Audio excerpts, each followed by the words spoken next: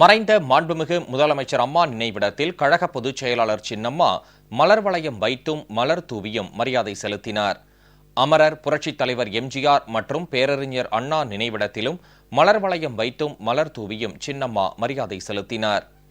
அஇஅதிமுக சட்டமன்ற கட்சி தலைவராக ஒருமனதாக தேர்வு செய்யப்பட்ட கழக பொதுச் செயலாளர் சின்னம்மா தம்மையும் தமிழ்நாட்டு மக்களையும் நீண்ட துயரத்தில் ஆழ்த்திவிட்டு நீடு துயில் கொண்டிருக்கும் மாண்புமிகு புரட்சித் தலைவி அம்மாவின் நினைவிடத்தில் மலர் வளையம் வைத்தும் மலர் தூவியும் அஞ்சலி செலுத்தினார்.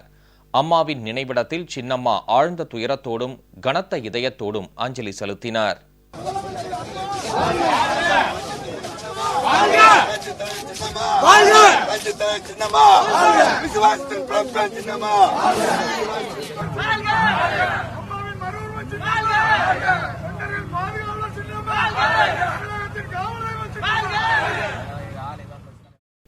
அதனைத் தொடர்ந்து கழக நிறுவன தலைவர் புரட்சித் தலைவர் எம்ஜிஆர் நினைவிடத்தில் மலர் வளையம் வைத்தும் மலர் தூவியும் சின்னம்மா மரியாதை செலுத்தினார்.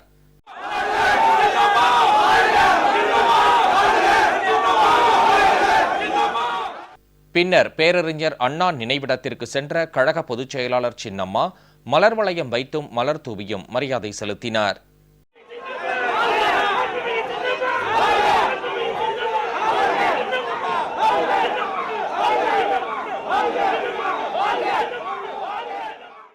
இந்நிகழ்வின் போது தலைமை கழக நிர்வாகிகளும் அமைச்சர்களும் சட்டமன்ற உறுப்பினர்களும் கழகம், புரட்சித் தலைவர் எம்ஜிஆர் மன்றம், புரட்சித் தலைவி ஜெயலலிதா பேரவை, எம்ஜிஆர் இளைஞர் அணி, மகளிர் அணி, மாணவர் அணி, அண்ணா தொழிற்சங்கம், வழக்கறிஞர் பிரிவு, சிறுபான்மையினர் நலப்பிரிவு, விவசாய பிரிவு, மீனவர் பிரிவு, மருத்துவ அணி, இலக்கிய அணி, அமைப்புசாரா ஓட்டுநர்கள் அணி, இளைஞர் பாசறை, இளம்பெண்கள் பாசறை மற்றும் தகவல் தொழில்நுட்ப பிரிவு உட்பட கழகத்தின் பல்வேறு அமைப்புகளைச் சேர்ந்த நிர்வாகிகளும் பல்லாயிரக்கணக்கில் பொதுமக்களும் கழக உடன்பிறப்புகளும் பெரும் திரளான அளவில் வந்திருந்தனர்.